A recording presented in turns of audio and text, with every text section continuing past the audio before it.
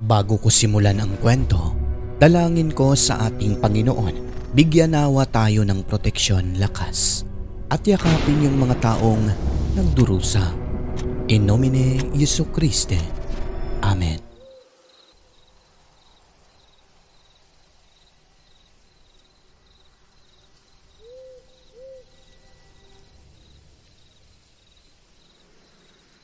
Magandang araw o gabi sa inyong lahat. Ako nga pala si Ador, nagmula sa probinsya ng Cotabato. Ibabahagi ko lang itong maikling storya ng aking lola tungkol sa tatay niyang nagtataglay ng anting-anting na nakabaon sa katawan. Bale, lolo ko po ito sa tuhod na si Lolo Rinante. Ayon kay lola, minana umano ni lolo ang agimat nito sa tatay pagkatapos ay binaon sa katawan. Nag-iisang agimat pero marami umano itong karga, Sir Alex, tulad ng hindi tinatablan ng bala at kusang hihilom kung sakaling masugatan man. Hindi rin daw makikita kapag nalubog siya sa tubig. Ang agimat na ito ay nagamit din niya panahon ng World War II.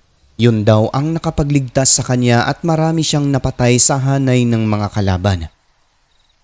Sa paglipas ng panahon, naging maugong si Lolo Rinante sa buong lugar na nagtataglay ng mga kapangyarihang nagmumula sa agimat nito na binaon sa kanyang katawan.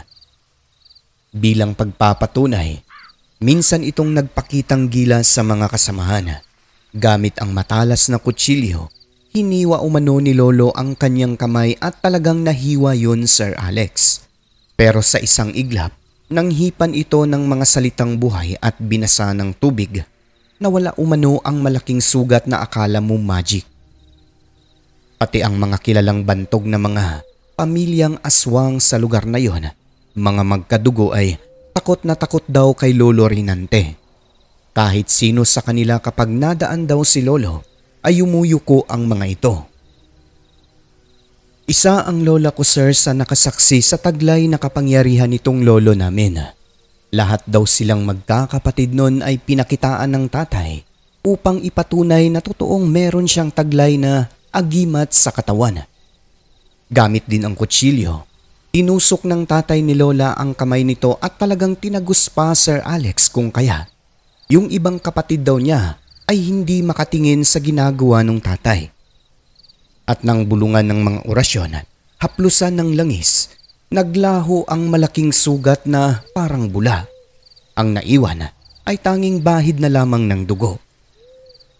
Namangha ang lahat sa taglay nitong kapangyarihan, ngunit ang kapalit naman po nun ay matinding kamalasan sa buhay. Kahit anong pagsusumikap daw ni Lolo Rinante, walang nangyayari. Oot hindi nga siya tinatablan at nagtataglay ng iba pang kakayahan.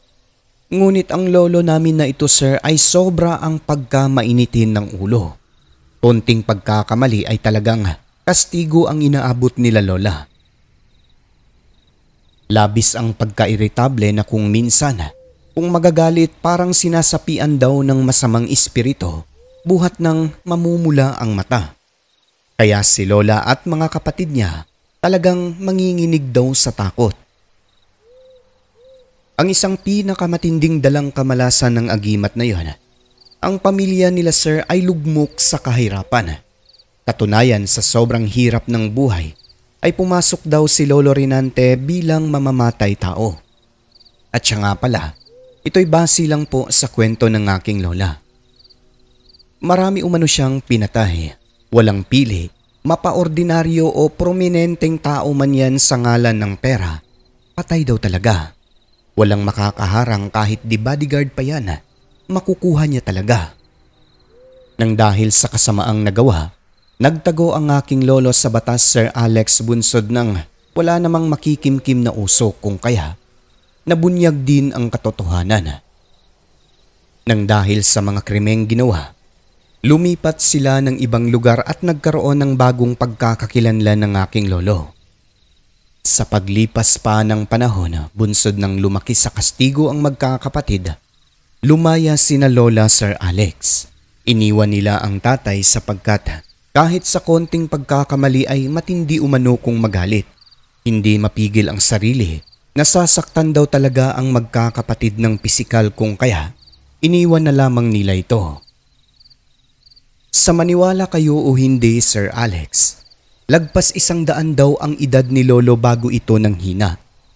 Yun daw po ay dahil sa taglay nitong agimat. Buhat ng masama nga ang ugali. Kahit lumapit sa kubo nito ay hindi raw nagawa ng mga kapatid ni Lola, gawa ng nagkaroon din ng galit. Kahit anong pakiusap, hindi nila tinanggap ang agimat nito na nais daw ipamana sa isa sa mga anak. Ngunit lahat sila, sir, ay tinanggihan ang ama at sinabing baunin na lang daw hanggang kamatayan. Ang ginawa raw nila noon, kumuha ng pare at pinabindisyonan na lang ang tatay. Mula mismo sa bibig ng pare, yung taglay daw na agimat ni Lolo Rinante ay may dalang kamalasan sa pamilya. Kahit anong pagsisikap, lugmok pa rin sa kahirapan at hinila pa sa kasamaan kung kaya nagawa nitong pumatay ng tao alang-alang sa pera. So ayun na nga po, ayon sa nasaksihan ni Lola, nasabi niyang masama talaga ang agimat na taglay ni Lolo Rinante dahil habang dinadasalan daw ito ng pare, yung mukha nito animoy labis na nasaktan. At bago tuluyang naputulan ng hininga, nakahingi pa naman daw ng patawad sa mga anak o kina Lola. Sa huling bahagi, napatawad din po nila yung tatay pero walang tumanggap sa agimat nitong taglay. Kaya ang nangyari nun, Sir Alex, base sa kwento ni Lola, binaon ito ng matanda hanggang sa kanyang kamatayan. Nakabaon pa din sa katawan hanggang sa huling hantungan. Ang agimat ni Lolo.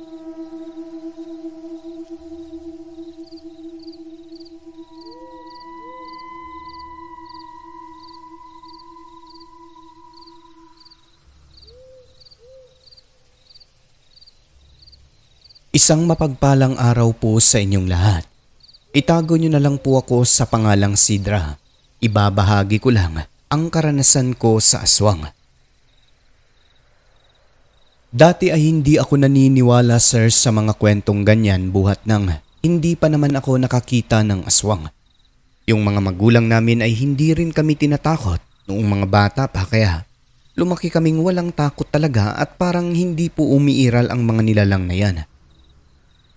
Kaso nung nabuntis ako, sir, may mga bagay na nagpakumbinsi sa amin na umiiral ang mga nilalang na ito. Tunay at hindi basta kwento. I-describe ko lang. Yung lugar po namin, sir, ay tahimik buhat ng nasa bukid kami. Medyo distansya ang agwat ng mga bahay. Madilim ang mga kalye bunsod ng wala pa nung mga poste ng ilaw kaya naman tahimik talaga lalo na kapag gabi. Yung bahay po namin, sir, ay may silong na nakakaupo ang tao, pawid ang bubong, at yung bintana naman ay gawa lang sa kawayan na grills at ang pinakatabing lamang nun ay kurtinang manipis. Meron itong maliit na terrace, Sir Alex, at doon nagkukumpuni ng mga electronics ang aking nakakatandang kapatid na lalaki. Meron siyang radyo, sir, o yung handset na may antenang sobrang taas. Nakalimutan ko lang ang tawag nun. Basta yun po ang uso dati kung saan nakikipag-usap ang babae at lalaki o nagliligawan sa madaling sabi. Wala pa kasing internet noon. Wala pang CP at kung meron man ay mayayaman lang ang nagkakaroon. So eto na nga po. Dito ko nakilala ang aking nobyo na kapitbahay lang din namin. Kasi lagi siyang tumatambay sa terrace kunyari naghahanap ng makakausap na babae sa handset. Yun pala ako talaga ang target. Hanggang sa pasikreto kaming nagkaroon ng relasyon, Sir Alex. Nagpupunta na sa mga talahiban na walang katao-tao. Hanggang sa nangyari na nga ang mga bagay na hindi dapat mangyari. Nabuntis ako ng aking nobyo na hindi man lang nalaman ng aking mga magulang. Sa kadahilan ng bata pa, inilihim ko ito kasi takot talaga ako sa nanay at tatay. Tako pa, bahala na si Batman. Yung nakabuntis naman po sa akin ay hindi naman po lumayas. Nandudoon lang din at binibigyan niya rin po ako ng pera. Hindi talaga nahalata ng lahat sa umpisa kasi hindi naman po lumaki yung aking tiyan. Natatandaan ko pang sinabi ng aking kaibigan, kung titignan parang normal lang kasi medyo mataba rin po ako at maliit na babae. Ang hindi nila alam noon, ilang buwan na akong nagdadalang tao. At eto na nga sir, simula nung nabuntis ako, nakakapagtaka na may 2 pusa na pumupunta sa amin tuwing gabi. Hindi namin alam kung saan galing buhat ng malalayo naman ang mga kapitbahay doon, pero posible rin naman na mga kapitbahay lang ang pusa, di ba? Ang mga yan gumagala naman talaga lalo na kapag lalaki at may binibisitang babae, di ba? Pero ang tanong, bakit sila naroroon ng gabi sa bakuran namin paikot-ikot sa bahay at kung minsan nasa silong pa, gayong wala naman kaming mga alagang pusa? Kahit aso wala rin nun dahil namatay na sa katandaan. Walang dahilan para mamalagi ang mga pusa sa lugar namin. Isang pagkakataon pa Sir Alex kung kailan nasa terrace kami ng nobyo ko at si kuya nagkukwentuhan. May isang kulay itim na pusa na biglang umakyat sa hagdan at huminto sa pinakatuktok tapos tinitigan kami isa-isa. Napansin lang namin sir na sobrang bilog ng mga mata nito at yung balahibo ay makapal tapos nananayo. At dahil cute nga, nilapitan ng nobyo ko para sana hawakan. Ngunit papalapit pa lang siya Sir Alex. Umangil ang pusa pagkatapos sayakmang kakagatin ang kamay, kaya sa gulat ng aking nobyo ay napaatras siya bigla. Mabuti na lamang at nakaiwas dahil kung hindi, naabot talaga ang kamay niya.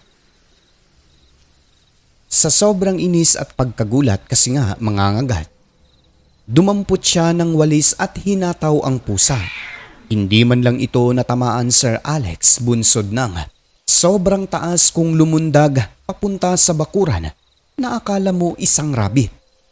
Ang tulin pa ng takbo kaya hindi man lang namin napansin kung saan ito napunta. Pagkatapos nun ay nagtawanan na lamang kami dahil sa reaksyon ng aking nobyo sapagkat parang naging babae siya sa kanyang boses. So ayun na nga, patawa-tawa lang. Ang hindi alam ng mga tao sa bahay namin ay buntis na ako noon at nasa harapan lang ang yumari sa akin sa damuhan. Simula nun sir, kada gabi tuwing bibisita ang aking nobyo, kapag makakita siya ng pusa sa bakura namin ay hinahabol niya talaga at binabato. Sobrang naiinis siya kasi nga muntik nang makagat. Meron kaming kapitbahay sir na si Manang Flora, isang Ilongga mula sa Guimaras.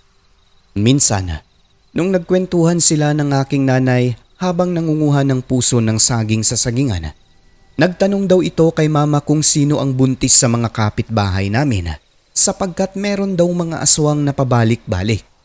Naririnig daw nila ang mga ito tuwing gabi na dumadaan papunta sa amin banda na malakas ang huni. Ang kapitbahay naming ito ay naniniwala sa mga aswang kasi nga marami daw sa kanila noon. Baka ikaw ang buntis day. Hoy Diyos ko Manang Flor, ayoko na oy at hindi na mangyayari yon dahil umiidad na. Parang Il Nino ba? Pabirong wika ni mama kay Manang Flor na akala nila isa sa mga kapitbahay namin ang buntis. Ang hindi alam ng dalawang tsismosa, ako mismo yung nagdadalang tao. At habang tumatagal Sir Alex, mas lalong tumindi yung pagbisita ng mga pusa sa bahay namin. Na kung minsan, namamataan ito ng nobyo ko na nasa bubong ng bahay.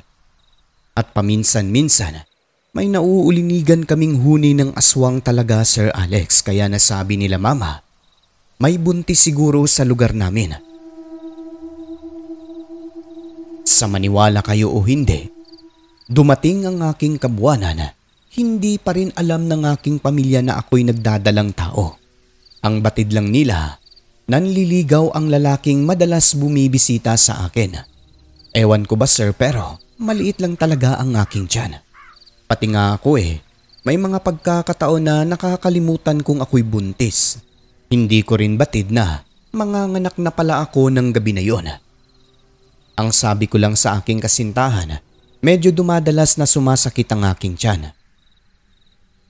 So ganito na nga po ang nangyari. Hindi ko man lang nalaman na ako'y manganganak na. 11:00 pasado ng gabi, may naririnig akong kumakaluskos sa bubong naming pawid. As in tapat mismo kung saan ako nakahiga, Sir Alex.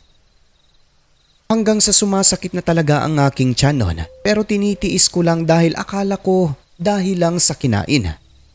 Ilang sandali pa, bigla na lamang nabutas ang bubong, Sir Alex, at kita ko talagang may daliri na lumusot at mayroong sumilip. Yung mata nito, kaparehong kapareho sa mata ng pusa na hinampas ng aking nobyo. Natakot ako pero mas iniinda ko yung sobrang sakit ng aking tiyan kung kaya dumating sa puntong umiyak talaga ako, Sir Alex, ng pagkalakas-lakas. Dahilan kung bakit nagising ang aking nanay at tatay. Pagkatapos ay dali-dali akong tinungo sa kwarto. Laking gulat na lamang nila, bunsod na nga. Tumambad sa kanila ang likido na may halong dugo at nabasa talaga ang aking higaan. Lingid sa aking kaalaman, pumutok na ang aking panubigan. Dito na ako umamin, sir, kay nanay na ako'y buntis at ilang araw nang sumasakit ang aking tiyan. Gulat na gulat siya at sagot nito, "Ha? Kailan ka pa buntis?" "Matagal na, mama." "Diyos kong bata ka. Bakit hindi mo sinabi sa amin?" "Sorry po, mama. Natakot lang po ako eh." Yung nanay ko naman ay halos hindi alam ang gagawin hanggang sa pinuntahan nila kuya yung kumadrona sa lugar namin. At habang hinihilot ako ng nanay, sir, may naririnig kaming ingay na parang hingal ng isang asong galit sa labas ng bahay. At dito ko palang naalala yung nakasilip sa bubong kung kaya tinuro ko ito kay mama. Halos mapaanak ako nang wala sa oras, Sir Alex. Muntika na nga. Sapagkat yung nakasilip doon ay hindi na mata ng pusa kundi isang malaki at kulay pulang mata na sabi ni mama ay aswang. Halos mapalundag ang aking nanay, sir. Grabe ang sigaw niya na aswang kung kaya pati yung mga kapitbahay namin ay naalarma. Unang nakarating doon ay si Manang Flor kasama ang asawa nito na may dalang buntot pagi at anak nilang lalaki na may hawak din na itak. Dinig kasi mula sa kanila ang pagsisigaw ni mama ng mga katagang aswang. Pagdating sa bahay namin ay walang pakundangan na pinagbabato ng mag-ama ang bubong, Sir Alex, sapagkat meron daw aswang na nakatuwad sa ibabaw. Hanggang sa bigla na lang itong lumundag at nawala sa kanilang paningin. Sunod namang dumating ang kumadrona at iba pang kapitbahay, kasama na rin ang aking nobyo na noon ay nanginginig na sa kamao ni Papa. At sa kadahilan ng batid ng lahat ang presensya ng aswang, binantayan nila ako magdamag, Sir Alex, hanggang sa makapanganak. Sa maniwala kayo o hindi, ang baby ko po, sir, ay sinlaki lang ng 12 ounce o mas maliit pa sa tingin ko. Pero maayos ko po itong nailuwala. At sa awa ng Diyos, wala pong naging problema sa bata. Natatandaan ko pang sabi ng kumadrona, pabinyagan daw agad ang bata. Nang dahil sa nangyari, halos lahat, Sir Alex, ay nasyak. Sino ba namang hindi magugulat noon eh? Malalaman mo na lang manganganak na ang isang taong hindi man lang nakitang nagbubuntis, di ba?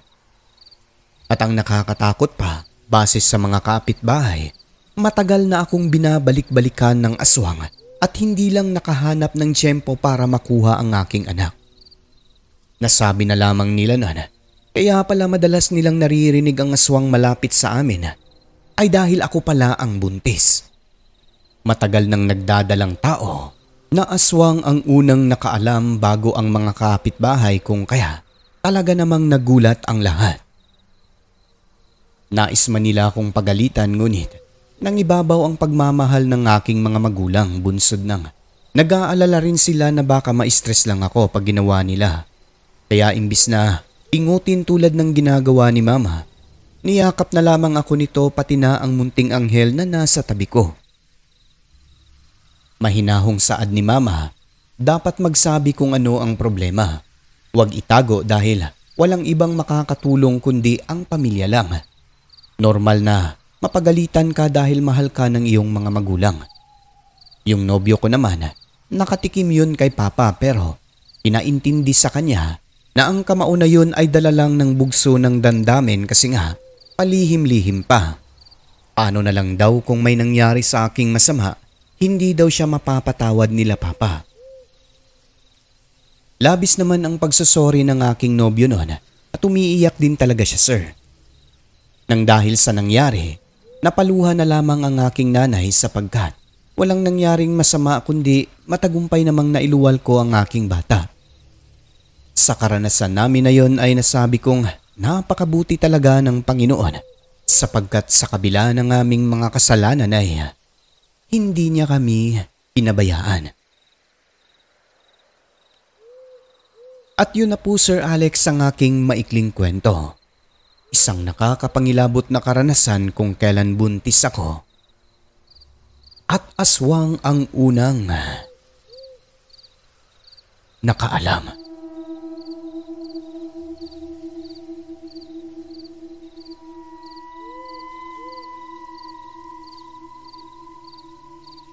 Lubos na gumagalang. Sidra ng Aklan.